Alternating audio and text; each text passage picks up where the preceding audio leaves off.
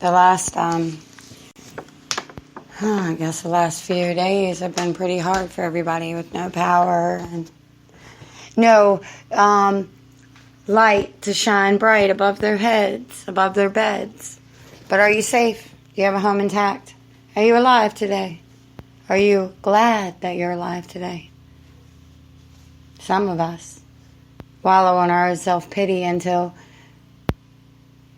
well, I guess, until we choose to do something about it.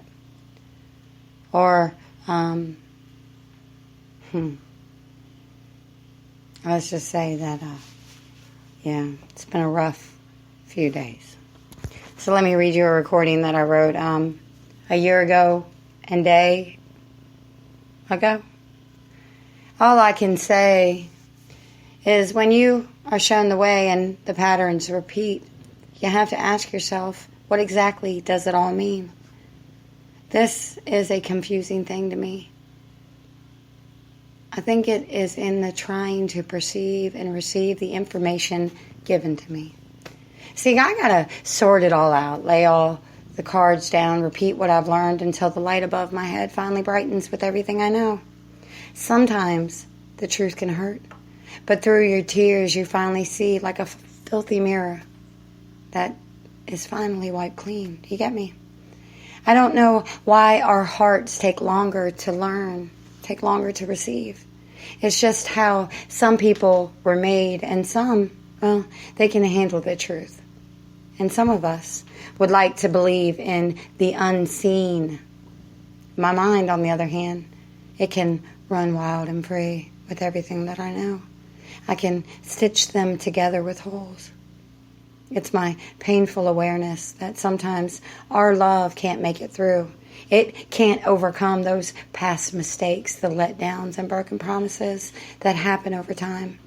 It's realizing we have to put ourselves first. Sometimes it's the only way to stay sane.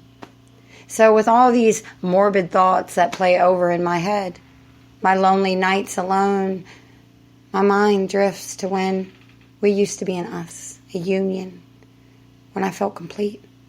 When I see my life and all I struggled through, I finally came to realize that I did all the hard parts without you. You never gave me 100%. You never even tried to do the small things that love is supposed to do. Those meaningful ones. The ones that matter to no one but the one who is supposed to have your back. That one who is supposed to be the other half of you. So I guess now I realize why I flinch and hold back the tears wanting to flow from my eyes and the fucking whys. The pain that wants to escape in that, not so polite way. So here's what I say. I release you back to the wild. Back to your selfish eyes and me's. I release you so I may free me from the desires you no longer have for me. I release you times 3. I release you with all the love I hold for you.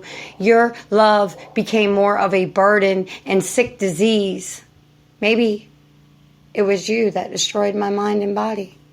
Maybe you set my cancer deeper inside of me. Maybe it's finally that clarity that I see. That I finally see it was the only comfort that played out in this wasted dream of always trying to get it right. But this is one record that just seems to keep repeating repeatedly. It's starting to make me silently scream. So, I release you.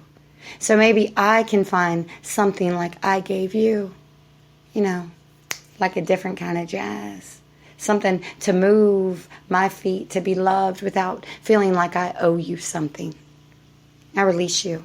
Because without that sweet release, I could never reach out for another's love that I know is somewhere out there for me. So with this said, and Mother Moon pushing me ahead, I look forward to the new moon and all the harvest she brings. I may not like all the ways that she's teaching me, but somehow this was the last time that I ever want to feel like I was a second choice in a bitter end. So I say, bring on this rain and cold days. I welcome it. I need it to kill off the memories of those days when my love was rejected, not accepted, not being able to be held while I fought for a life that I thought I fought for us.